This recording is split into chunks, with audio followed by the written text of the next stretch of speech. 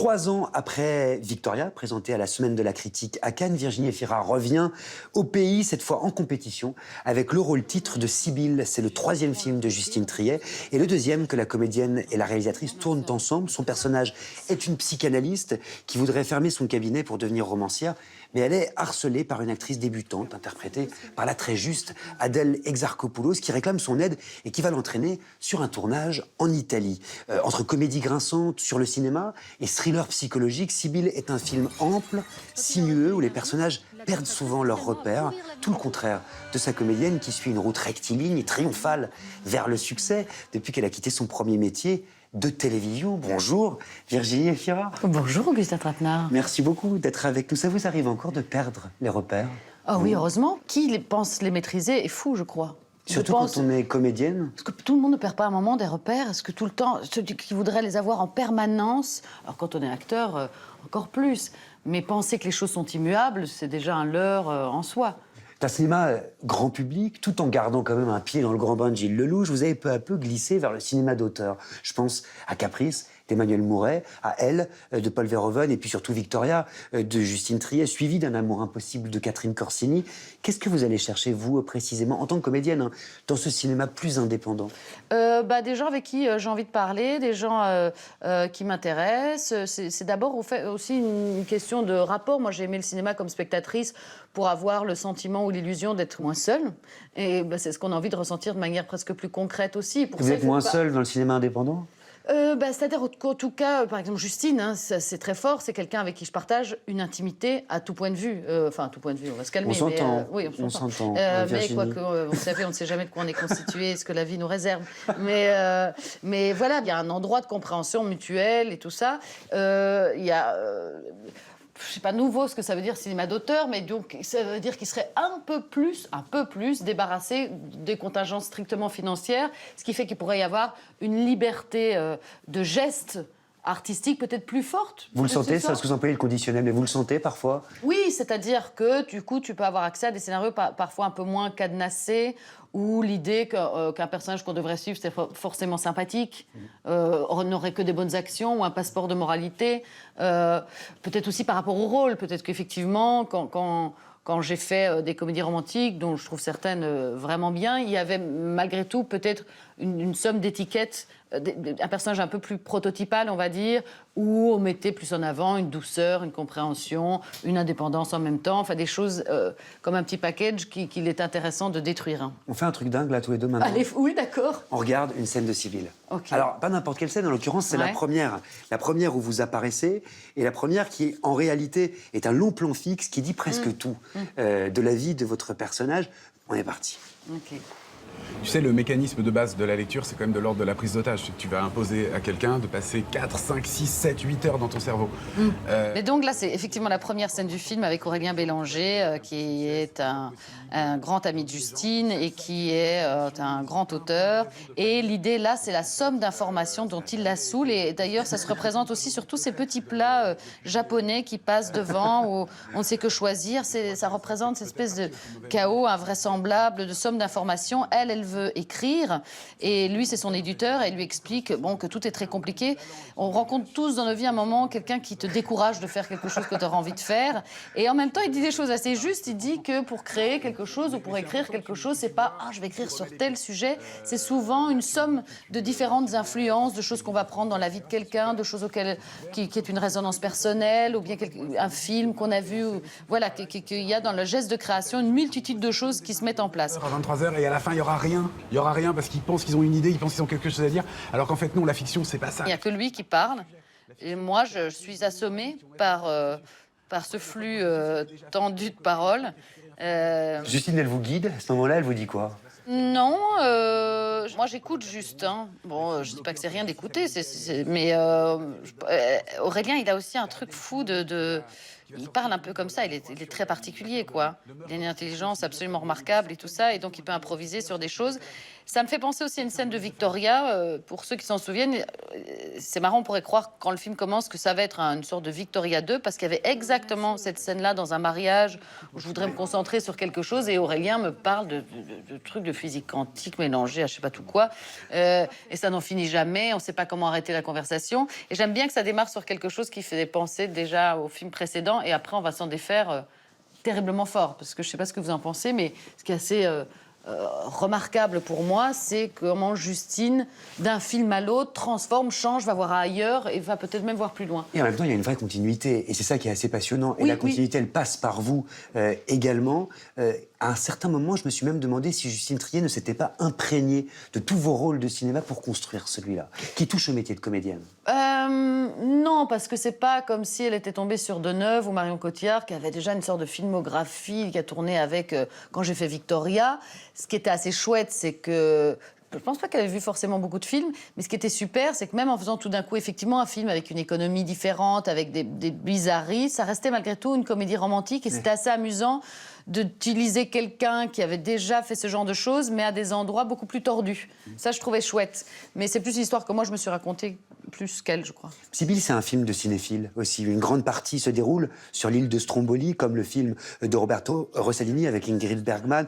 Votre rôle auprès d'Adèle Exarchopoulos rappelle le psychanalyste et mentor que Marilyn Monroe emmenait avec elle sur les tournages. On pense aussi à La Nuit américaine de Truffaut qui raconte le tournage d'un film. Est-ce qu'elle vous a demandé, Justine Triet, de voir des films pour préparer ce personnage? Il y a un film de Woody Allen avec Gina Roland. Woody Allen est présent dans le film à plusieurs reprises. Non, notamment la cas... scène où vous chevauchez Gaspard Ulliel, qui est pratiquement une citation de Matchpoint. Je le chevauche? Oui, sur la plage. Ah oui, je le chevauche. Ah bah enfin, ah oui, tout moi à fait. j'ai pas oublié, Virginie. Oui, je suis en plein déni. Et donc sur ce film de Woody Allen, elle vous dit quoi? Là, c'était une première chose, c'était l'idée qu'une femme espionne une autre femme en pleine séance de psychanalyse. Là, dans le film de Woody Allen, c'est par un conduit d'aération. Elle est dans un appartement, elle veut écrire, et puis par le conduit d'aération, elle entend une voix. Et en fait, c'est le bureau du psychanalyste en bas. Et du coup, c'est par cette voix-là qu'elle va entendre que quelque chose en elle, où ça va réveiller quelque chose en elle, et il y a un basculement. Et ça, c'était un point d'origine. Après, moi, on partage beaucoup de films, elle et moi. Parfois, quand je vois des choses qui me font penser à Justine, je lui montre. Et bien sûr, dans l'autre cas, et par rapport au travail, j'ai pas beaucoup... Si, il y a eu beaucoup de choses. Si, sur les scènes de sexe, énormément de choses qu'on a regardées. Du Paul Verhoeven, d'ailleurs, aussi. Et puis aussi, parce que dans le film, il y a de l'alcool, et elle tombe, elle chute. Enfin, l'idée du corps et tout ça. Et bon, on en revient toujours à Gina Roland, mais effectivement, sur le corps solide qui s'effondre, qu'est-ce que c'est que chuter, comment on tombe, c'était assez présent aussi, oui. Il y a une phrase que j'adore dans le film, Virginie Efira, c'est quand la réalisatrice du film qui est tourné, qui est interprétée par l'actrice allemande Sandra Hüller, hilarante dans le film quand même, hurle à son plateau, dans un moment de folie collective, gardez le drama pour la fiction. Oui, c'est ça. Vous êtes comment, vous, sur un plateau de tournage? Vous gardez le drama pour la fiction, Virginie? Ouais, j'aime bien l'utiliser. J'aime bien utiliser des choses de la vie pour après l'ingurgiter dans la fiction, ouais. Quitte à carrément s'engueuler avec quelqu'un que vous aimez ou avec qui vous tournez. Non, mais je me souviens que sur le tournage, ça m'arrive pas souvent de me disputer avec quelqu'un. J'ai pas envie de citer qui, mais il s'était passé ça à un endroit, et je sais que du coup, ça s'est, bon, il y a eu une petite effusion. J'ai dit ok, ben, on tourne là maintenant, comme si j'étais metteur en scène tout à coup, et pour en faire quelque chose quelque part, parce que la scène nécessitait ça, donc peut-être que ça va animer chez nous des endroits un peu plus. Il y a quand même une sorte de mise à nu, enfin on va pas exagérer, mais quand même quand il y a des scènes avec un état particulier, c'est sûr que on n'a pas la porosité est plus forte, on n'a pas la même carapace, etc. Et peut-être que de fait de devoir jouer ça nous avait mis un peu plus à vif, et puis bon on l'a utilisé, oui.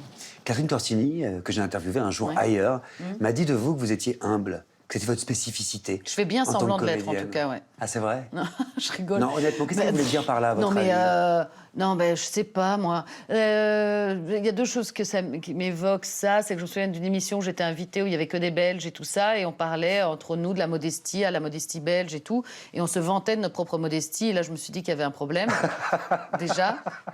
Ensuite, tout seul, t'es pas grand-chose. Ça ne veut pas dire que t'es rien. Il n'y a pas là-dedans une chose que pratiquent parfois quelques acteurs et que j'arrive à comprendre sur une détestation de leur emploi, de leur métier. Je voyais un documentaire sur des très grands acteurs américains qui parfois qui sont spectaculaires et qui détestent leur travail, qui trouvent que c'est un travail... Il n'y a pas du tout ça chez moi. Je trouve que c'est un travail absolument merveilleux, mais en même temps, on ne peut pas non plus... Enfin, seul, on n'est vraiment rien, quoi. Donc, c'est difficile de s'extraire du monde du cinéma. Parce que je vous pose la question parce que le film parle de ça aussi. Si, c'est difficile. C'est difficile, en tout cas, déjà, d'y rentrer. Hein, quelque part, ça, je connais mieux ce sens-là. De s'y extraire, moi, j'ai pas trop envie. Hein, pour le moment, je veux bien rester encore un peu. Virginie, on vous reverra peut-être l'année prochaine à Cannes avec le nouveau film de Paul Verhoeven, Benedetta, où vous incarnez une religieuse lesbienne. Vos personnages sont de plus en plus transgressifs. C'est vrai. On est passé de 20 ans d'écart à la non-homosexuelle, Virginie. Oui. Il se passe quelque chose, quand même. Tant mieux. Je pense que si je jouais en permanence des choses extrêmement alambiquées, j'aurais peut-être un grand désir de normalité, j'en sais rien. Mais là, oui, c'est... Justement, dans cette idée de voyage en soi, cette possibilité infinie de voyage en soi et d'arpenter des choses différentes, on n'a pas envie d'être forcément sur le même registre tout le temps ou pas aller fouiller à des endroits un peu plus... Voilà, on a beaucoup parlé de la zone grise, elle m'intéresse. Hein. 3 nominations César en 2 ans, vous avez une place assez importante quand même dans le cinéma français. On propose des films, vous faites partie de ces rares comédiennes qui sont, comment on dit, bankable, c'est ça. La suite, c'est quoi? C'est aussi de produire des films, c'est aussi de plus s'impliquer pour vous en tant que... De nouveau, le succès, c'est une chose qui est un peu à relativiser tout ça. La seule manière concrète dans tout ce que vous avez dit de le ressentir, c'est sur la proposition de rôle. Et ça, c'est grâce à Justine, c'est-à-dire grâce à Victoria. Ah, c'est ce qui a tout changé. Sur les propositions de rôle, oui, bien sûr. Avant, on me proposait des choses, mais là, ça a élargi sur des genres de films très différents, des genres de personnages très différents, très clairement. Sur le reste, c'est toujours plus au moment où tu tournes un film, c'est là que tu es en train de faire quelque chose. Le reste, quelque part, ne t'appartient pas, tu n'y peux rien changer, donc tu ne Mais ressens on peut aussi pas prendre profondément. le pouvoir, réaliser, produire, par exemple. Ça, vous le feriez? J'ai dans l'idée, par exemple, j'adorerais, tu sais, écrire, réaliser un film, mais j'ai cette espèce de complexe. Je me dis, si vraiment l'écriture était au centre de moi, ça ferait longtemps que j'écrirais, tu vois, et que je saurais parler français aussi, ça serait bien. Vous êtes belge, Virginie, en même temps. Oui, c'est pas exactement la même langue. Non, mais je veux dire, comme je ne le fais pas là, je me dis... donc, peut-être que je réaliserai un film à 65 ans, mais ça serait tout de suite La Nuit du Chasseur, quoi. Tu vois une chose, Et produire. Et comme le font les produire. grandes actrices américaines, hein, parfois même très Oui, jeunes. mais le cinéma n'est pas tout à fait le même. Alors, effectivement, après Victoria, j'ai eu une crise d'immobilité, c'est-à-dire, c'était tellement quelque chose de faire ce film avec Justine, c'était tellement une autre approche dans le travail et tout ça, que je ne pouvais pas tout de suite me remettre à travailler ou à accepter les mêmes choses qu'avant. Et alors, quand les gens me disaient « Qu'est-ce que tu fais en ce moment ?» et que je disais « J'attends », j'avais une honte. J'attends que les gens me désirent. Qu'est-ce que c'est cette chose? On attend beaucoup. Non, en fait, non. Sur les plateaux de tournage, vous attendez Ah énormément. oui, du coup... Et puis le désir, puisque parler de désir... on trouve des le choses à désir, faire. c'est de l'attente, le désir. Oui, mais bon, c'est vrai que c'est des idées que j'aime bien tordre un peu aussi mentalement quand même. Mais bon, comme l'idée juste d'attendre me semblait un tout petit peu soit trop paresseuse, soit en tout cas trop ennuyeuse, j'avais pensé avec une amie qui est critique littéraire, qui s'appelle Clémentine Golzan, à dire, tiens, on partirait de livres qu'on irait proposer à des metteurs en scène. Voilà. Et je l'ai fait avec très peu enfin, je veux dire, le film n'est pas éclatant de réussite, mais qui s'appelle Continuer de Joachim Lafosse, mais qui est un livre vraiment assez dément de Laurent Mauvigné. Et donc, oui, où je ne l'ai pas du tout produit, mais c'est vrai que c'était une envie qu'on avait de voir ça au cinéma. Mais ensuite, et heureusement d'ailleurs, et c'était le cas sur ce film-là, c'est un metteur en scène après qui doit décider. Moi, je ne pourrais jamais aller voir un metteur en scène en disant « j'ai envie de travailler avec vous ». C'est quand même toujours quelque chose qui se passe dans les deux sens. Mais si tu arrives avec une idée, une envie de quelque chose, en disant « moi, là, mettre en scène, je ne sais pas, mais est-ce que vous, ça vous intéresse ?» En fait, c'est une démarche que je trouve qui peut être quand même intéressante et porteuse. Oui. Mais après, il faut, malgré tout, s'abandonner à un regard. Et donc, c'est pas diriger quelque chose. Merci. Infiniment. De rien. Virginie Efira. Sibylle de Justine Triet, c'est à voir en salle le 24 mai, le même jour que sa présentation en compétition au festival.